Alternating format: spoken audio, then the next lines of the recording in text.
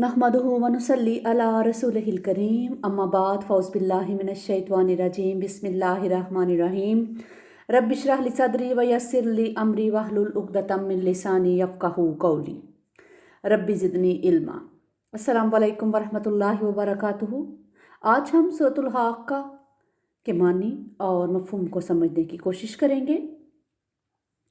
बिस्मिल्लाहिर्रहमानिर्रहीम। शुरू अल्लाह के नाम से जो बड़ा मेहरबान निहायत रहम वाला है। अल-हाक़्क़ा वो हक हो जाने वाली, यानी क़यामत जिसका वक़ू पज़ीर होना हक है। उसका वाक़या होना एक मुसल्लमा सदाकत और अटल हकीकत है जिसमें कतन कोई शक नहीं। मल-हाक़्क़ा क्या है वो हक हो जाने वाली। वमा अदराका मल-हाक़्क़ा और तुमने क्या समझा कि वह हक होने वाली क्या है। कज़्ज़बत समूद व आदम बिलकारिया जुटलाया था समूद ने भी और आद ने भी इस खड़खड़ा देने वाली को, यानी कारिया से मुराद क़यामत है। फ़ारा का मानी है एक सख्त चीज़ को दूसरी चीज़ से टकराना, कूटना, रेज़ा रेज़ा कर देना, खड़खड़ा देना या बहुत ज़ोर से खटखटाना। अल-हाक़्क़ा और कारिया इन दोनों अल्फाज के माबैन एक निस्बत ये भी है कि ये दो सूरतों के नाम हैं और इन दोनों सूरतों के आगाज़ का अंदाज भी एक जैसा है। फ़अम्मा समूद फ़अहलिकू बित्ताग़िया पस समूद तो हलाक कर दिए गए एक हद से बढ़ जाने वाली आफत से।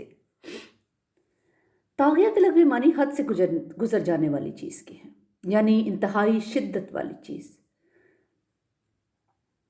उसके लिए कुरान हकीम के मुख्तलिफ मकामात पर रजफा, ज़बरदस्त ज़लज़ला, अस्सैहा, ज़ोर का धमाका या कड़क, साइका, गरज जैसे अल्फाज मज़कूर हैं जो अज़ाब की मुख्तलिफ कैफियत को बयान करते हैं।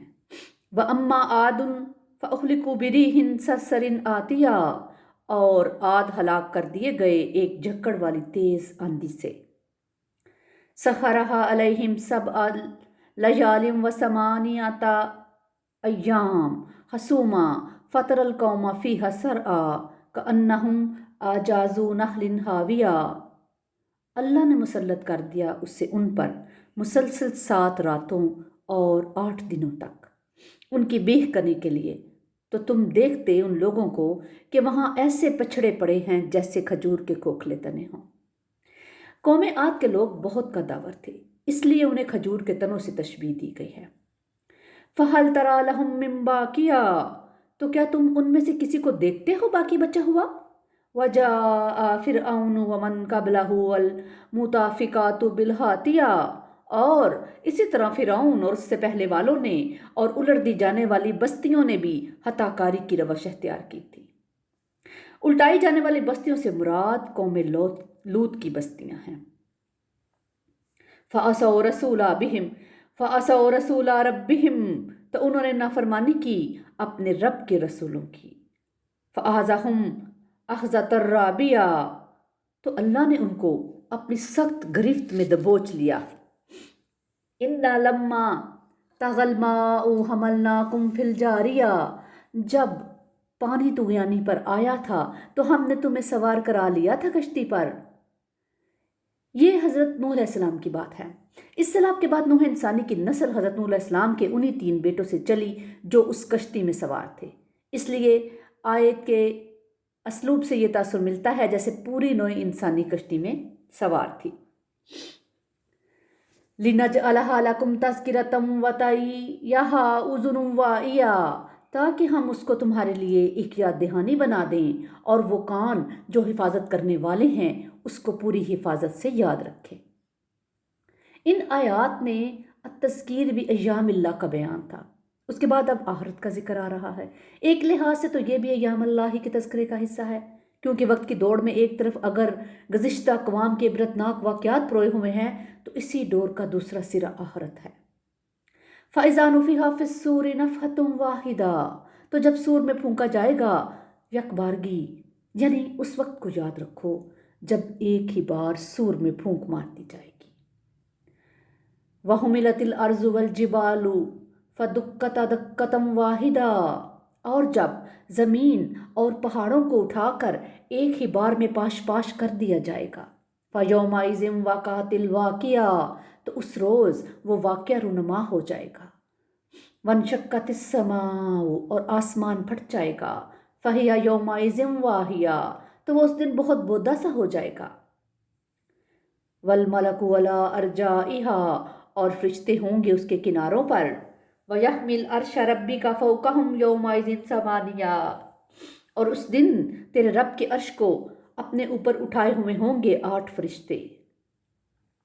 یومئذ تعرضون، اس دن تمہاری پیشی ہوگی۔ لا تخفی منکم خافیہ، تمہاری کوئی مخفی سے مخفی بات بھی چھپی نہیں رہے گی۔ فاما من اوتی کتابہ بیمینہ، تو وہ شخص جس کو اس کا مال نامہ دیا جائے گا اس کے داہنے ہاتھ میں۔ فیقول ہاؤم اقرؤوا کتابیہ، تو وہ کہے گا آؤ آؤ دیکھو میرا مال نامہ۔ اللہم ربنا اجعل منہم، آمین۔ اے اللہ تعالیٰ ہمیں ان لوگوں میں شامل فرمانا جن کا نامہ اعمال دائیں ہاتھ میں دیا جائے، آمین۔ انی ظننت انی ملاق حسابیہ، وہ کہے گا مجھے یقین تھا کہ مجھے اپنے حساب سے دوچار ہونا ہے، مجھے یقین تھا کہ مجھے میرے اعمال کا بدلہ ضرور ملے گا۔ فہو فی عیشۃ راضیہ، پس وہ پسندیدہ زندگی بسر کرے گا، یعنی وہ خوش نصیب دل پسند عیش میں ہوگا۔ اسے ایسی زندگی عطا کی جائے گی جس میں ہر طرح کی رضا ہی رضا ہوگی۔ فی جنات عالیہ، بڑے ہی بلند باغ میں۔ قطوفہا دانیہ، اس کے خوشے جھکے ہوئے ہوں گے۔ کلوا واشربوا ہنیئا بما اسلفتم فی الایام الخالیہ، کہہ دیا جائے گا کھاؤ اور پیو رشتہ پشتہ ان اعمال کے صلے میں جو تم نے گزرے دنوں میں کیے۔ وَأَمَّا مَنْ أُوتِيَ كِتَابَهُ بِشِمَالِهِ، اور جس شخص کا اعمال نامہ اس کے بائیں ہاتھ میں دیا جائے گا۔ فَيَقُولُ يَا لَيْتَنِي لَمْ أُوتَ كِتَابِيَهْ، وہ کہے گا اے کاش مجھے میرا اعمال نامہ دیا ہی نہ گیا ہوتا۔ کسی شاعر نے کہا ہے میرا اے کاش کے مادر نازادے، کاش میری ماں نے مجھے جنا ہی نہ ہوتا۔ استغفر اللہ، استغفر اللہ۔ وَلَمْ أَدْرِ مَا حِسَابِيَهْ، اور مجھے معلوم ہی نہ ہوتا کہ میرا حساب کیا ہے۔ یا لیتہا کانت القاضیہ، اے کاش کہ وہی موت قصہ پاک کر دینے والی ہوتی، کاش کہ وہی موت جو مجھے دنیا میں آئی تھی فیصلہ کن ہوتی، اس موت کے بعد میں معدوم ہو گیا ہوتا اور میرے دوبارہ زندہ ہونے کی نوبت نہ آتی۔ ما اغنا انی مالیہ، میرا مال و اسباب کچھ بھی میرے کام نہ آیا۔ حالانکہ انی سلطانیہ، میرا اقتدار بھی مجھ سے چھن گیا، میرے دنیاوی اختیار اور اقتدار اور میری شان و شوکت میں کچھ بھی باقی نہ رہا، سب کچھ نیست و نابود ہو گیا۔ ایسے ہر شخص کے لیے فرشتوں کو حکم دیا جائے گا خذوہ فغلوہ، خذوہ فغلوہ، پکڑو اسے اور اس کی گردن میں توک ڈال دو۔ ثم الجحیم صلوہ، پھر اسے جہنم کے اندر جھونک دو۔ ثم فی سلسلۃ ذرعہا سبعون ذراعا فاسلکوہ، پھر ایک زنجیر میں اس کو باندھ دو جس کا طول 70 گز ہے۔ استغفر اللہ، استغفر اللہ، استغفر اللہ۔ انہ کان لا یؤمن باللہ العظیم، یہ اللہ پر ایمان نہیں رکھتا تھا جو عظمت والا ہے۔ ولا یحض علی طعام المسکین، اور نہ مسکین کو کھانا کھلانے کی ترغیب دیتا تھا، یعنی اسے خود تو کسی مسکین کو کھانا کھلانے کی کبھی توفیق نہیں ہوئی اور وہ کسی دوسرے شخص کو بھی اس نے بلائی کے لیے اس کام کی ترغیب نہیں دی۔ فلیس لہ الیوم ہاہنا حمیم، تو اس کے لیے یہاں کوئی گرم جوش دوست نہیں ہے۔ ولا طعام الا من غسلین، اور نہ ہی کچھ کھانے کو ہے سوائے زخموں کے دومن کے۔ لا یاکلہ الا الخاطئون، نہیں کھائیں گے مگر اس کو وہی جو خطا کار تھے۔ فلا اقسم بما تبصرون، تو میں قسم کھاتا ہوں اس کی جو تم دیکھتے ہو، وما لا تبصرون، اور اس کی بھی جو تم نہیں دیکھتے ہو۔ انہ لقول رسول کریم، یہ قول ہے ایک رسول کریم کا۔ اصل میں تو یہ اللہ کا کلام ہے، اللہ تعالیٰ نے حضرت جبرائیل علیہ السلام کے ذریعے نبی پاک صلی اللہ علیہ وسلم پر نازل فرمایا، پھر حضرت جبرائیل علیہ السلام سے حضرت محمد صلی اللہ علیہ وسلم نے سنا اور اب وہ لوگوں کو سنا رہے تھے۔ چنانچہ ایک لحاظ سے یہ جبرائیل کا قول تھا اور دوسرے لحاظ سے رسول صلی اللہ علیہ وسلم کا قول۔ وما ہوا بقول شاعر، اور یہ کسی شاعر کا قول نہیں۔ قلیلا ما تؤمنون، کم ہی ہے جو تم یقین رکھتے ہو۔ ولا بقول کاہن، اور نہ ہی کسی کاہن کا کلام ہے، قلیلا ما تذکرون، کم ہی ہے جو تم نصیحت پکڑتے ہو، جو تم غور کرتے ہو۔ تنزیل من رب العالمین، اس کا اتارا جانا ہے تمام جہانوں کے رب کی طرف سے۔ ولا تقول علینا بعض الاقاویل، اور اگر یہ نبی صلی اللہ علیہ وآلہ وسلم خود گھڑ کر بعض باتیں ہماری طرف سے منسوب کرتا، لا اخذنا منہ بالیمین، تو ہم پکڑتے اس کو داہنے ہاتھ سے۔ اس فکرے کے مفہوم میں دو امکانات ہیں، ایک یہ کہ ہم اپنے دائیں ہاتھ سے اسے پکڑتے، یا یہ کہ ہم اسے اس کے داہنے ہاتھ سے پکڑتے۔ ثم لقطعنا منہ الوتین، پھر اس کی گردن کاٹ ڈالتے۔ اس اسلوب اور لہجے میں جو سختی ہے، یہ دراصل ان لوگوں کے لیے ہے جو قرآن کو کلام اللہ ماننے کے لیے تیار نہیں تھے اور کہتے تھے کہ محمد صلی اللہ علیہ وآلہ وسلم خود اپنی طرف سے باتیں بنا کر اللہ کی طرف منسوب کر رہے ہیں۔ انہیں بتایا جا رہا ہے کہ بدبختو، ہمارے رسول کریم صلی اللہ علیہ وسلم کے مرتبے کو کیا سمجھو؟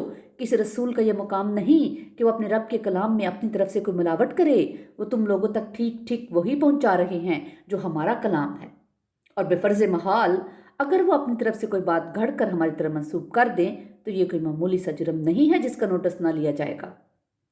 فما منکم من احد عنہ حاجزین، پھر تم میں سے کوئی بھی اس سے روکنے والا نہ ہوتا۔ وَإِنَّهُ لَتَذْكِرَةٌ لِّلْمُتَّقِينَ، اور یقیناً یہ تو ایک یاد دہانی ہے متقین کے لیے۔ یعنی یہ کلام ان لوگوں کے لیے نصیحت ہے جو اللہ کا تقوی اختیار کرتے ہیں اور نیکی اور بدی میں تمیز کرنے کی اہلیت رکھتے ہیں۔ وَإِنَّ لَنَعْلَمُ أَنَّ مِنكُم مُكَذِّبِينَ، اور ہمیں خوب معلوم ہے کہ تم میں کچھ لوگ جھٹلانے والے بھی ہیں۔ وہ ہمارے کلام کو جھٹلانے پر کمر بستہ ہو چکے ہیں کہ جو چاہے ہو وہ اسے اللہ کا کلام نہیں مانیں گے۔ وَإِنَّهُ لَحَسْرَةٌ عَلَى الْكَافِرِينَ، اور یقیناً یہ کافروں کے لیے حسرت کا باعث بن جائے گا۔ یعنی ایک وقت آئے گا جب قرآن جھٹلانے والوں کے لیے حسرت اور پچھتاوے کا سبب بن جائے گا۔ نبی پاک صلی اللہ علیہ وآلہ وسلم کا فرمان ہے، القرآن حجت لک او علیک، کہ یہ قرآن حجت ہے تمہارے حق میں یا تمہارے خلاف۔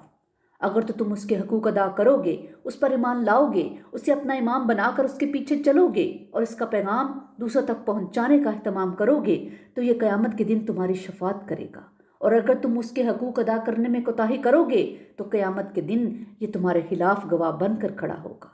وَإِنَّهُ لَحَقُّ الْيَقِينِ، اور یہ یقیناً بالکل یقینی حق ہے، یعنی یہ ایسا یقین ہے جو سراسر حق ہے، جس میں باطل کی ذرا ملاوٹ نہیں ہے۔